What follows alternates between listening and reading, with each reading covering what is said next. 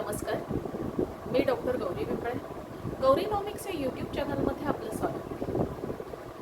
अमेरिकेचे राष्ट्राध्यक्ष Donald Trump गेल्या 15 दिवसापासून असं म्हणत आहेत की नाटो या संघटनेच्या सदस्य देशांनी अमेरिकेला मदत करावी.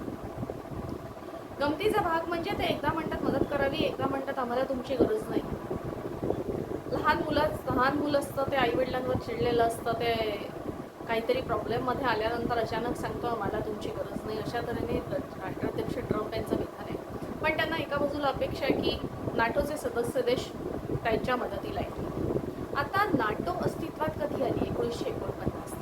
नॉर्थ ॲटलांटिक ट्रेटी ऑर्गनायझेशन 1949ला अस्तित्वात आली आणि मुख्य उद्देश हा होता की तेव्हाचा सोव्हिएत युनियन, रशिया हा एक्सपान्शनिस्ट आहे, हा विस्तारवादी आहे आणि त्या रशियाला तोंड देण्यासाठी युरोपीय राष्ट्रांची आणि अमेरिकेसकट नॉर्थ अमेरिकन राष्ट्रांची एक ट्रीटी साईन झाली.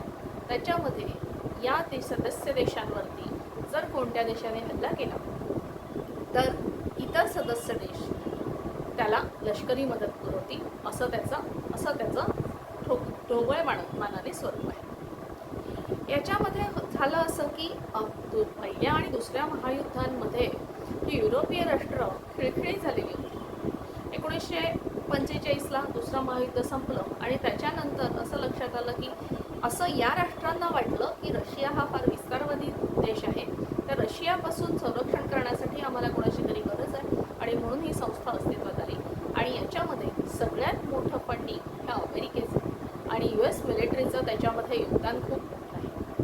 आता याच्यामध्ये असं झालं की रशियाने आक्रमण केलं नाही केलं ह्याचा हा भाग वेगळा राहिला, पण अमेरिकेला वाटलं एखाद्या देशावर हल्ला करावा, तर अमेरिका स्वतः करत होती आणि त्याच्याबरोबर नाटोचे जे सैनिक होते त्यांनाही वापरत होती. हे अगदी फार नाही, नाटोची जी ऑपरेशन्स झाली आहेत त्याच्यामधलं इराक, लिबिया, अफगाणिस्तान ही तर सगळ्यांना माहीत असलेली नाटोची ऑपरेशन्स आहेत. त्याच्यामध्ये अमेरिकेने या नाटोच्या सैनिकांचा स्वतःच्या फायद्यासाठी वापर केला. आज अमेरिकेची तीच अपेक्षा आहे की अमेरिकेच्या फायद्यासाठी या इराण युद्धामध्ये नाटोच्या सैनिकांनी यावं आणि अमेरिकेला मदत करावी, पण तसं काही घडताना दिसत नाही. आज नाटोचे 32 सदस्य आहेत. सुरुवातीला जेव्हा नाटो ट्रीटी साईन झाली तेव्हा फक्त 12 सदस्य देश होते, आज 32 सदस्य देश आहेत. पण 1949ला नाटो ही अस्तित्वात आल्यानंतर झालं असं की त्याचा हळूहळू करत पूर्व युरोपकडे विस्तार व्हायला लागला आणि पूर्व युरोपकडची एक बाजू पूर्णपणे रशियाची आहे. आणि अशा वेळेला रशियाने 1951मध्ये वॉर्सो पॅक्ट साईन केला. त्यामध्ये रशिया आणि त्याच्या आजूबाजूची राष्ट्र यांचा समावेश होता. 1991ला जेव्हा रशियाचं डिसइंटिग्रेशन झालं तेव्हा अमेरिकेचं गोर्बाचोव यांच्याबरोबर जे बोलणं झालं होतं त्यानुसार 1990ला पूर्व जर्मनी आणि पश्चिम जर्मनी एकत्र आल्यानंतर जर्मनीला नाटोचं सदस्यत्व दिलं गेलं आणि 1991ला वॉर्सो पॅक्ट जो होता तो संपुष्टात आला, तो नाहीसा झाला. म्हणजे नाटोला उत्तर देण्यासाठी जो वॉर्सो पॅक्ट अस्तित्वात आला होता तो पूर्णपणे नाहीसा झाला आणि रशियाचं डिसइंटिग्रेशन झालं. त्याच्यामध्ये असं ठरलं होतं की रशियाने वॉर्सो पॅक्ट संपुष्टात आणावा आणि त्याचबरोबर 1990 नंतर नाटो कुठल्याही देशाला मेंबरशिप देणार नाही. पण अमेरिकेने हे दिलेलं आश्वासन पाळलं नाही.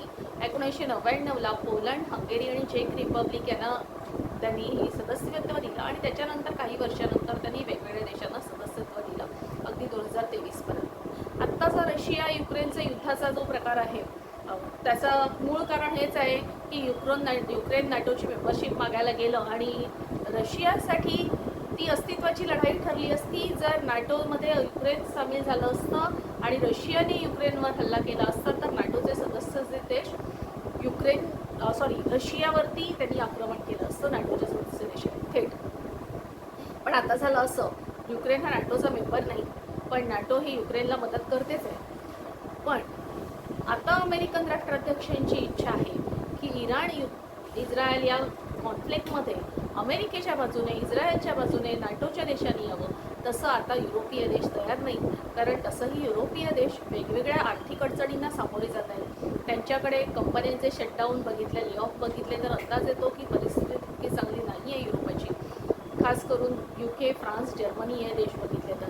त्यामुळे एकही देश आतापर्यंत राष्ट्राध्यक्ष ट्रम्प यांच्या मदतीला आलेला नाही आहे. तर आता येईल अशी शक्यताही नाही. पण नाटो ज्या कारणासाठी अस्तित्वात आली होती की रशियाची विस्तारवादी वृत्ती, ते मुळात कारणच नाहीसं झालं आहे. पण तरीही नाटोचं मात्र एक्सपान्शन होतच आहे.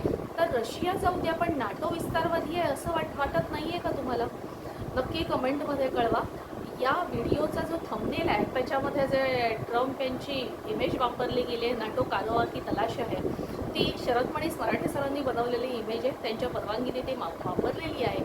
तर तुम्हाला हा व्हिडिओ कसा वाटला हे सांगा, कमेंटमध्ये कळवा. व्हिडिओला लाईक करा, शेअर करा आणि नवीन चॅनल सबस्क्राईब करा.